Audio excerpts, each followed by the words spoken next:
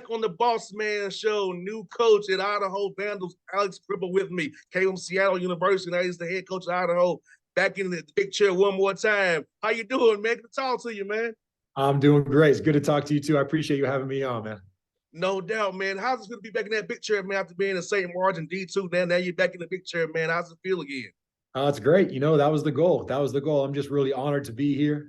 University of Idaho is a special place. And so the fact that I get to call this home is great. I'm happy to be the head coach, got some great assistants surrounding me and looking for big things here in the future.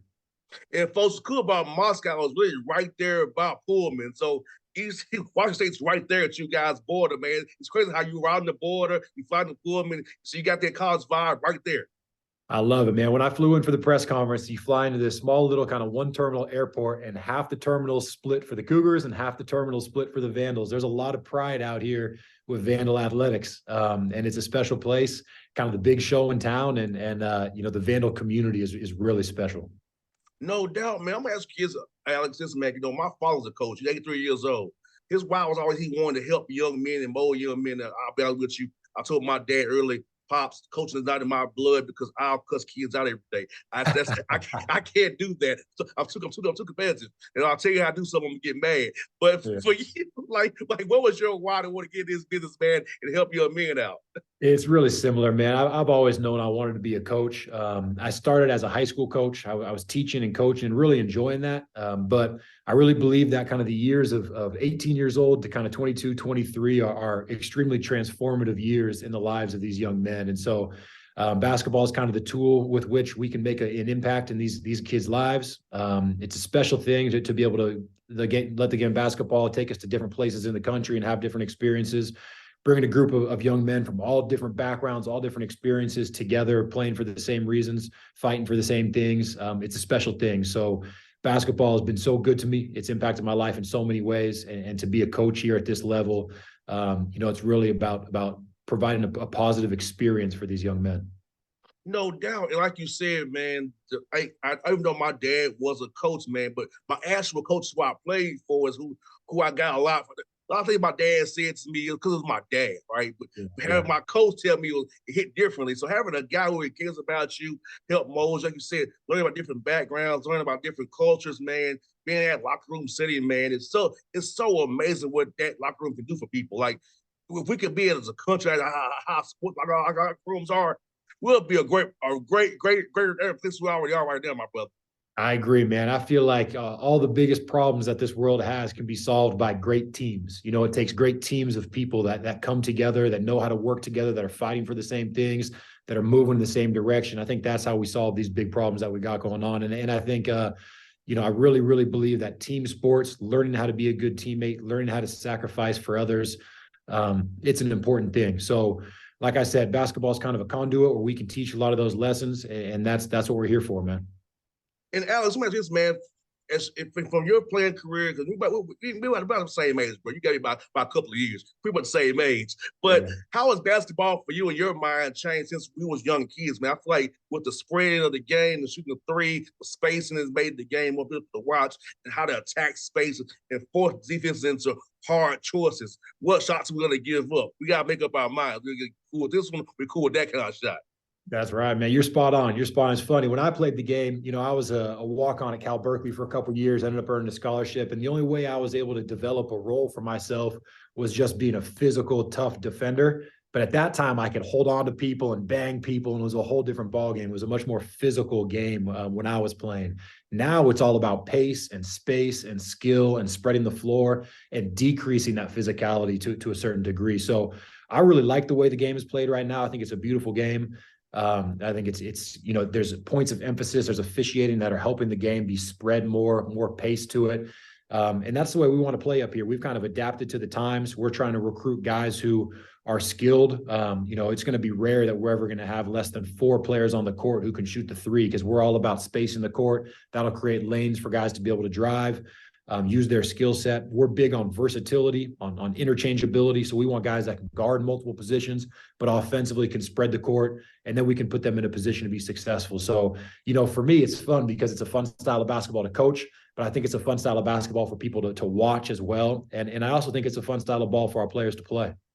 100%, man. Because I remember, back in the day, we would have those two bigs in running screens off the baseline to get a nice mid-range baseline jumper, man. I wish I could have had this opportunity because I was a 3-point shooter and could defend.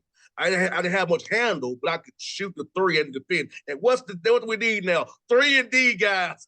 That's right. That's right. You got any eligibility left, man? We need someone like you over here. Come on, bring you out to I Moscow. may have a grad transfer year left. There you go. Got a grad transfer year left for Nice. sure, man. That's Alex, man, cool. basically, what I'm telling you, man, this man for the Big Sky, man. It's a great league, man. My friend Sprink got a job at Utah State, man. So he's a good buddy of mine. Travis DeCue does a good job up there as well. David Riley, another friend of mine, does a good job up there. So about the league, man, the coaches, man, and just how that league is so tough. Don't get the publicity that it deserves, but it's a very tough league, top to bottom. No easy nights out there in the Big Sky Conference, my brother. No, you're spot on. You're spot on. I was in the Big Sky once before. I was out of Eastern Washington for 2 years. Worked for a guy named Jim Hayford, and the three assistants on that staff at the time were me and Shante Leggins, who's the head coach at University of Portland, and David Riley, who's doing an unbelievable job at Eastern Washington, and very experienced with the conference. And you're right, top to bottom, the coaching is unbelievable. You mentioned Danny Sprinkle, who's done a great job, and Travis DeCure, but you could go all throughout the conference. There's just high level coaches that I have so much respect for the job that those guys are doing. But there's also a lot of talent. There's great talent out here, a lot of skill. It's kind of an offensive firepower league. A lot of guys that can fill it up.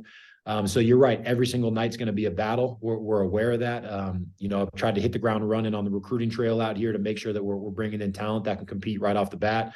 But it's going to be a battle, man. We know absolutely that every night is going to be a challenge. And for us, we're just trying to get better every time we take the floor. So it's going to be one of those things where win or lose, we're going to be learning a lot. And hopefully, with this first year, we can be playing our best basketball when we're headed into March. How's it been to get on the court with your guys before they jet out here for the semester here real soon? So how's it been seeing what you kind of have as you go in that portal, kind of finding the right fits for your roster that you want to, how you want to play? How's it been getting to meet the guys who will be with you going forward? Yeah, it's been great, man. It's been great. I've got to develop some bonds with a couple of these guys and start something in terms of a relationship with a few of them. But truth be told, we are having somewhat of a fresh start out here. We're going to have 11 new players on the roster, and it's going to be one of those things where the minute we get going in the summer, we're going to have that shift in culture, and we're really going to be attacking every day. So the guys that are coming back, it's been great to get to know them, been great to see them out on the floor a little bit.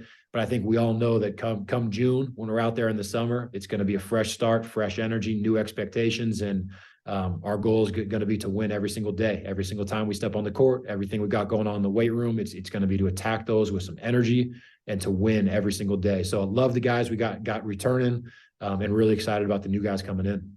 Now, Alex, a lot of time fans don't understand this. There's several times where you get better. That player development piece is so important to your team's performance come November, December, because you get better in the summertime. We're trying to game plan for other teams hard. You get better, but it's harder to do what you want to do development-wise. So about how the summertime, that development piece, and building that culture, building that oneness when those tough sprints on the track or those tough days of us working out when you're tired, I'm lifting all day, man. How that bonds a team together. It's so true, man. The work you put in the summer, it's going to show up in March. It's going to show up in the winter. It's going to show up in the postseason. And so it's huge. We really take great pride out here in the player development process. You talk about the way the game has changed a little bit. I personally believe that player development is kind of the next frontier with college coaching as well, that you're going to see huge jumps in terms of the way staffs are created, where you're going to bring in guys that really, really understand how to develop talent, because you can bring in players and you got to be able to develop them every single day. So for me, it's a great way to get to know our guys, a lot of sweat equity. You get that out there on the court, you work with them, you develop them, you invest in them. And I think that's where you can create some bonds and create some trust. But I also believe that you have to understand truthfully how to teach. You have to understand how to get out there on the court and show a player how to do something, to demonstrate it, for them to do it, for you to properly give some feedback. That whole process of teaching, of development, is an important part of the process of getting better. And like you said, the summer, the spring, a lot of important time to get better individually. And that work's going to show itself when we get into our real practices in the fall and then the games in the winter. I'm sure with you having been a new coach out there, man, your phone's been ringing off the hook about scheduling games. So how was that been? People smelling blood in the water, thinking, okay, he's new out of the hole. We make get a win there. How's that? All the phone calls I get people to want to play you, man. Hey, it's great. You know this deal intimately well because that's the truth. I've been getting calls from everybody, and initially it gives you a little motivation. You're like, all right, yeah, we want to go out there and do it. But it's pretty funny, when I'm getting calls from UConn, defending national champions trying to play the first game of the season. We pump the brakes a little bit and make sure that we've got the right, the right opponents in place. But we're excited about the schedule. Truthfully, a lot of it was completed before I took the job. We had a little bit of flexibility to pick some opponents and provide our guys some opportunities to improve and provide our guys some opportunities they're going to be excited about, and try to have some good home games so that the community of Moscow is out here, supporting us as well. That's the hardest part at your level, trying to get home games and not have to be on the road 12, 15 times when you touch your conference. Because see, fans, and what's crazy about it, I know I shouldn't say it's out loud, but say it anyway. It's used against you when it's time to get used against you. Unfortunately, That's right. It's like, come on, man. When I was up against, but when it's time, that's not fair to me. So you all that level have to deal with that. But yeah, it's hard to get home games in your home market, and guys playing at home gives them a morale boost because when you come off that conference slate and you got a 4-11 or whatever record you get for all these guaranteed games on the road, it could break a team. So, yeah. But having some home games give you a chance to win. We saw last year with some low major teams who got big conferences to come to their buildings, they won. So a lot of those guys get the Nets and the Ken Palms and all those great because they get to play home games for 2 months. So they build up the resume per se.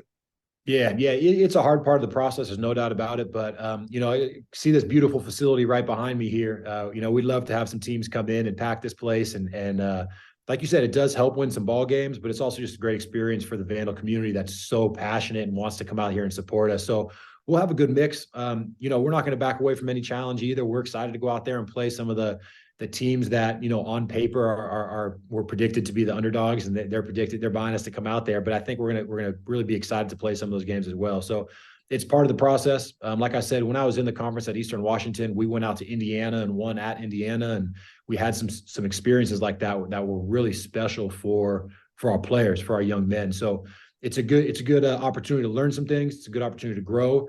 And, there's not going to be any back down. We're going to go there and fight every single game of the preseason. And hopefully at the end of the day, we prepare ourselves to be competitive and chase a championship in the Big Sky.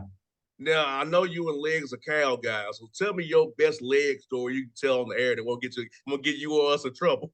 Legs is the man. I tell you what, when I first took the job at Eastern Washington, Legs was on staff there, and he's one of the first guys I called. And I never got to play with Legs. We were just removed from each other. I was just a couple years younger than him. But I watched him and followed his career really carefully.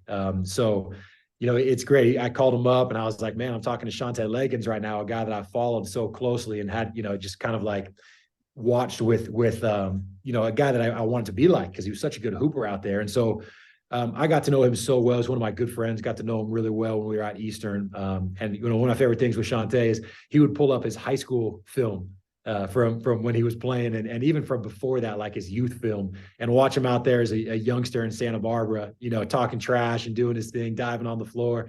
He's a special dude. He's a big time competitor and a great coach for sure.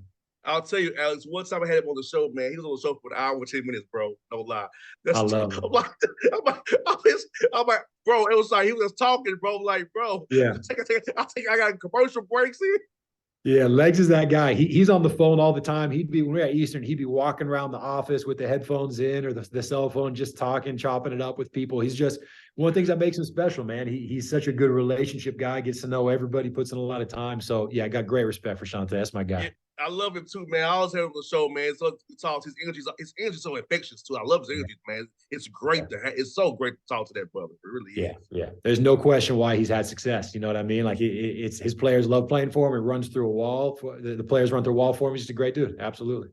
Now I ask you, man, since you've been in Moscow, what's been your favorite thing to eat so far up there that's treating you real good up there so far, man? Hey, this is a special place out here. Have you been up here before? I've been up there one time for football. It's special. It's incredible. I was expecting one thing when I came to Moscow. You know, you move from a place like Seattle that has all these options with food. I wasn't quite sure going in there, but the Moscow food scene is pretty special, man. It's pretty special. So my first night out here, I went out to dinner with the president of the university and the athletic director. They were just kind of showing me around. We went to this place called Lodgepole that was incredible. And the president is, kind of points to the back room and says, I'll have my regular. And he walks in and he has just this huge plate of mussels. It was unbelievable. So there's a lot of good food, man. There's good food across the city. We bring our recruits in town and they're blown away by all the different options. There's so many good options out here. So I'm still getting to know it. I've been in town just for a few weeks, but there's a good food scene out here, man. There really is. No doubt, man. Well, Alex, hope to see you on the road, man. If you're coming late for the Peach Jam, man, I'll be there talking to all your coaches so I can catch you in the corners there. So hope to see you real soon. I'll give you my number offline so we stay in contact with you, man. But, man, it's fun to talk to you. We hope to do this again with you more often, man, and cheer on your Vandals, man. Talk to your brother. I appreciate that, Jared. Let's stay in touch, man. Definitely. Will do, buddy. Thank you so much, man. All right, man. Have a good one. All right.